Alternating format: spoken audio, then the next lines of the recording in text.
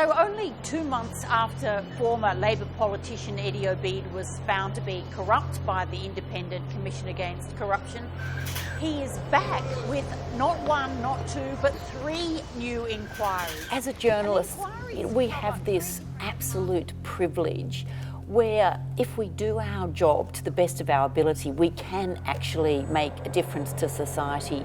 You can hold the powerful to account. And, in many ways, we are merely the eyes and the ears for our readers, and everything we do for them. Kate, you've been described as the queen of Australian investigative journalism. How does that sit with you? Oh, actually, rather awkwardly. I can't remember the Shakespearean quote about, ill-suited is she who wears the crown. But I certainly, in my office, I'm the queen of the files, as I have everything in alphabetical order, dating back to, the age tapes in, the early 1980s. Because I often find that if you look at somebody at some time, sure as eggs, if they're corrupt once, they'll come back into your life or into your orbit sometime down the track. There are repeat offenders and patterns. You've been writing about spivs, politicians, corporate types, sociopaths for a long time.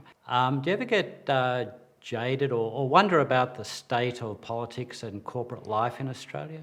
No, not really. I think people expect you to be cynical, but I just sort of think this is human nature that we're dealing with, and it doesn't matter how many royal commissions you have into police corruption or banks behaving badly or anything like that.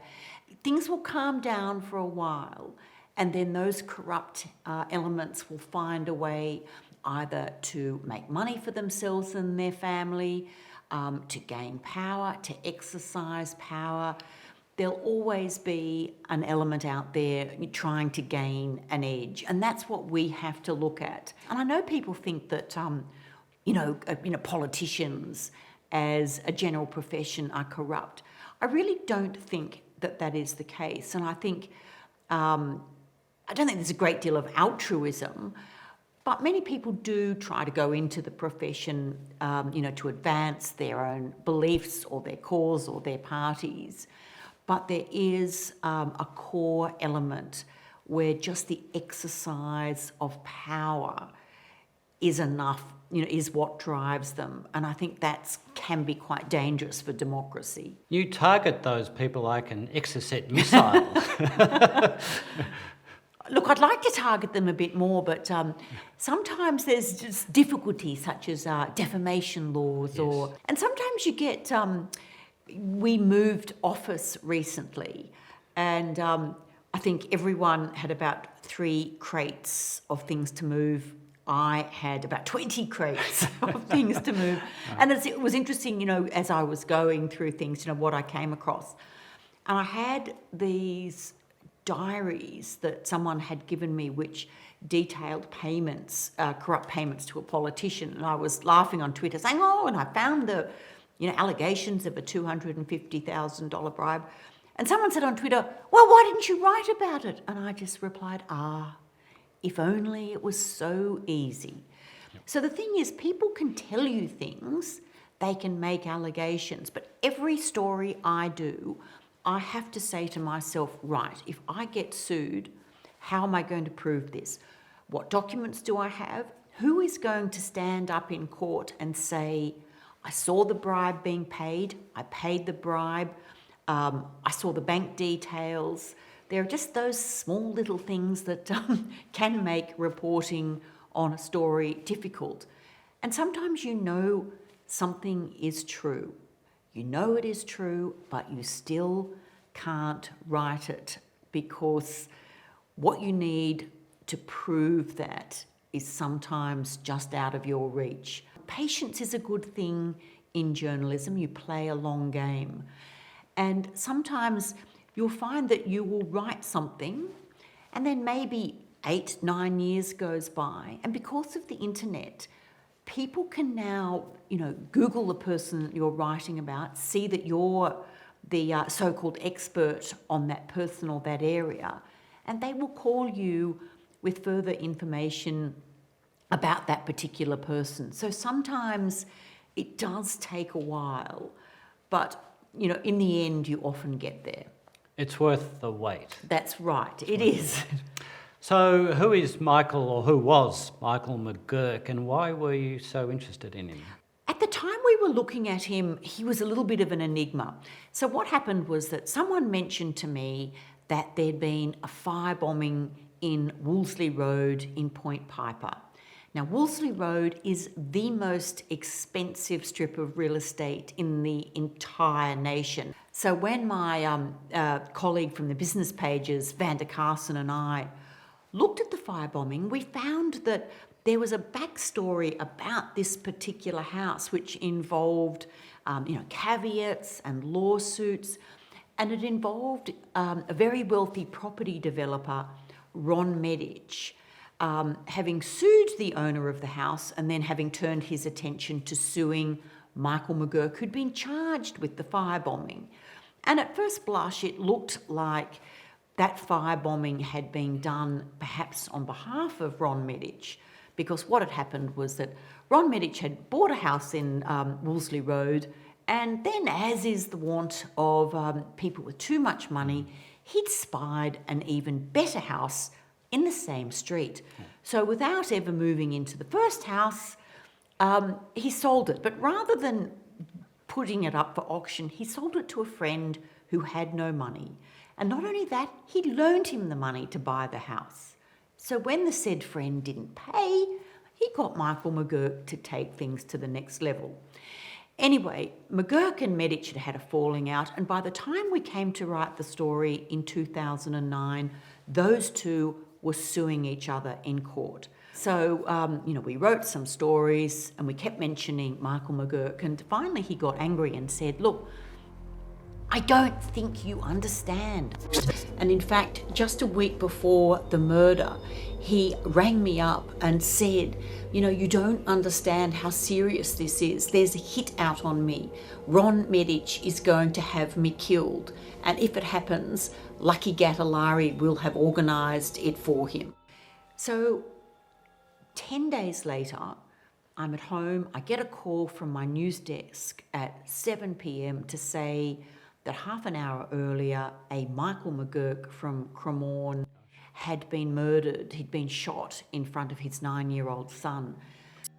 Waiting over the other side of the street was 45-year-old Hassam Safetli and Christopher the Kid Estefan. Safetli got out of the car and walked over and shot him in the head. And I just felt like vomiting. I just felt ill, thinking that, had we known something, could we have done something? Look, I don't think that we could have. Well, what could you have done? Look, it's one of those things that even if you go to the police and you pass something on like that, there's not really, threats, people threatening people. And I think that he'd gone to the police himself. But that that led me to a 10-year saga covering this story. And I think one of the fascinating things about this is that I think money can buy you a different sort of justice. Even though we had been basically given the key to the identity of the murder, proving it is another thing. So we couldn't write on the front page of the Sydney Morning Herald, and Michael McGurk told us that Ron Medich was going to have him murdered, because we, as the Herald, would have to prove that. And if the police hadn't made any arrests, how were we going to prove that? Okay, and so you learnt that the police would be arresting this ring, and you went and scoped out Medich's house, did you? Oh, look, morning? It was. Look, we got a tip off. As I said, a year had passed since the murders had happened, and I had heard that police were going to make arrests. The only problem was I didn't know who they were going to arrest. I didn't know where the arrests were going to take place, and I didn't know what time. So what happened is we had a top secret meeting inside the Herald office, and we arranged for someone to go to Lucky Gattalari's house out in Sydney's western suburbs, somebody else to go to his right-hand man, Senate Kamenich, who was a former Bosnian soldier, and I went to Ron Medic's house. So I think I've read far too many news reports of pre-dawn raids. So there we all are, you know, at 5 a.m. You're walking the dog? Well, yes, well, it's not even light yet, so I'm sitting in the car at 5 a.m. and I can see a car in front of me, and I text, and it's our photographer, and then a car pulls up behind me, and I text the photographer, must be undercover police officers. But in fact, it's Natalie from online. I don't even know who Natalie from online is, but this is our new digital footprint. So there's Natalie from online. So when the sun comes up, I walk the dogs up and down the street, and I run into a fellow parent from school who says, "What are you doing here at this hour? Would you like to come in for a cup of tea?" And I said, "No, I'm on a stakeout." She said, "Well, if you get bored," and I said, "Well, it does require a degree of vigilance." But also, I absolutely love those, I don't know, just funny moments. And I just think often just a funny anecdote or a phrase someone has used will tell you in a nutshell about that person or an interaction. And so I find those things funny, and I think that our readers do as well. And sometimes I think it breaks up, a long story. But also, I just think the absolute idiocy of some of the people that we deal with. For instance, with this McGurk murder case, here it was us thinking somehow or other it was a professional hit. But as the story unfolded, you could see that it was just sort of like bumbling incompetence who had actually done the murder. So as it turned out, the people lower down the food chain, Lucky Gattalari, and the people who'd done the murder, they were all arrested. They then rolled over and gave up Ron Medic. Now, Lucky Gattalari got a 60% discount from his sentence for giving evidence against the man he claimed was the mastermind, Ron Medic. But it took another 8 years. Ron Medic was only jailed in 2018. So that was 9 years after the murder. And of course, he had the best legal team that money can buy. So the tip-off from police, I mean, how common is that? You have relationships with certain police officers that you have built up over the years. Like, there has to be a level of trust. But nowadays, there's always concern from the police's behalf that their metadata will be looked at, that their phone records will be examined, and that they will be departmentally charged by talking to the media. So it's not as frequent as it used to be. People are far more concerned for their careers. Whereas I sort of always see it as we do have a common interest, and that is seeing that justice is done. Another deep dive you did was on Eddie Obeid, and I had a look at the file, and you've seemed to have written about 500 stories on Eddie Obeid and a book. Do you have to be kind of a bit obsessive, do you think, to be an investigative journalist? Look, I think that you do, but it's one of those things that I first wrote about Eddie Obeid in 1999. At the time, he was a humble backbencher in the Labor government. And I thought to myself, how... I don't understand it. I don't understand what kind of power does this man have.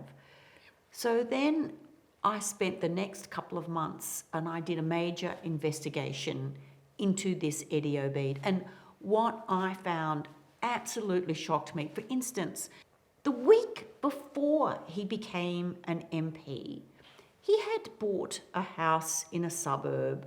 He had owned it for less than 24 hours and he had sold it to a government department.